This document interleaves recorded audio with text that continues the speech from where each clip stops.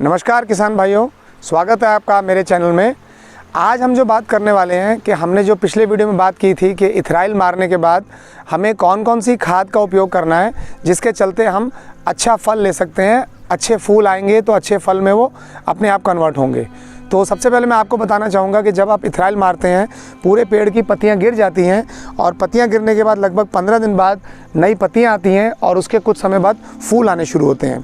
तो उसमें सबसे पहले आपको जो ध्यान रखना है, हमने जो बात की थी खाद की कि हमने जो गोबर खाद वगैरह डाल दी, साथ में माइक्रो न्यूट्रन डाल दिया, नीम केक डाल दिया।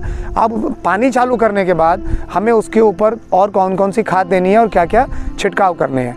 तो 3 चीज़ों की हमें सख्त ज़रूरत होती है, नाइट्रोजन, पोटाश और कैल्शियम।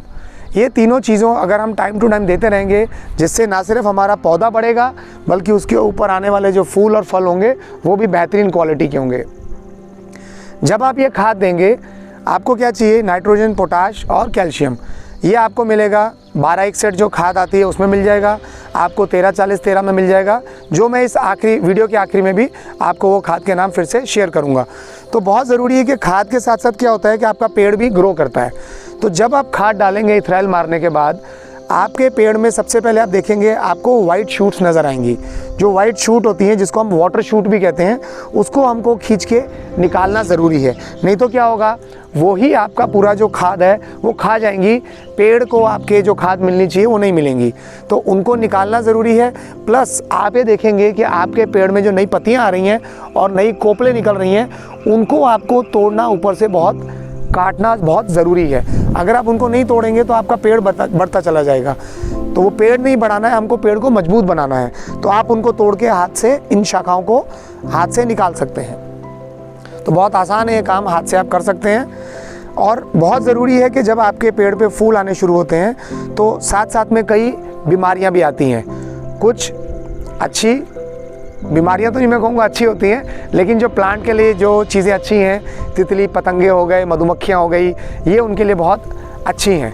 और साथ में जो दूसरे कीट आते हैं जो उनको नुकसान पहुंचाते हैं, आपका जो फूल है उसको कमज़ोर कर देते हैं या फूल में इस तरह का रोग छोड़ देते हैं कि आपका जो अनार होता है वो पहले से ही बीमार हो जाता है। तो इसमें 2 आपको जो चीज़ों का ध्यान रखना है, जिसको हम सफ़ेद मक्खी भी कहते हैं, या जो हम सफ़ेद मक्खी ना कह के हम ये कहेंगे जिसको जो गुजराती में एक फ़ेमस है जिसको हम घरा कहते हैं। और घरा के साथ साथ जो हम बात करते हैं कि जो सफ़ेद मक्खी है, मैं आपको बता रहा हूँ, उसको कहा जाता है सफ़ेद मक्खी, लेकिन वो इतनी छोटी होती है कि आप उसको अपनी नेकेड आई से देख नहीं सकते।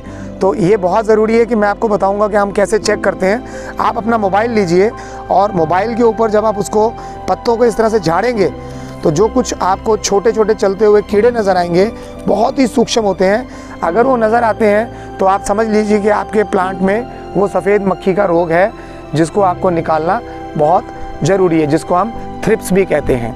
तो उसके लिए आपको ऊपर से छिड़काव देना पड़ता है। तो थ्रिप्स के लिए बहुत सारी दवाइयाँ बाज़ार में हैं। घरा जो होता है उसके लिए बहुत सारी दवाइयाँ आपकी बाज़ार में अवेलेबल हैं। आपको मिला जुला के देखना है कि जितने भी आपके प्लांट हैं उनके ऊपर आपको जो खर्च करना है, मेरा ये मानना है कि महीने का एक प्लांट के ऊपर 10 से 12 रुपए से ज़्यादा आपको खर्च नहीं करना चाहिए।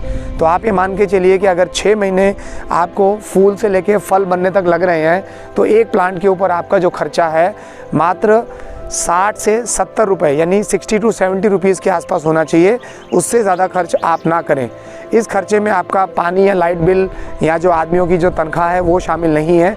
मैं सिर्फ खाद और दवाइयों की बात करता हूँ। तो किसान मित्रों, अब अगले वीडियो में हम बात करेंगे कि इसके अलावा आपको अपने प्लांट्स पे अच्छे हेल्दी और जिसको मैं कहूँगा स्वस्थ फलों को लाने के लिए क्या करना चाहिए कि आपके फलों का साइज़ बड़ा हो, यहाँ तक कि 450 से 500 ग्राम का एक फल हो, जिसके चलते आपकी पैदावार अच्छी होगी, आपका जो अनार है उसका रेट आपको बढ़िया मिलेगा, जिसके चलते आपकी फसल आने वाले सालों में आपको समृद्धि और उतना ही धन या लक्ष्मी की प्राप्ति देगा।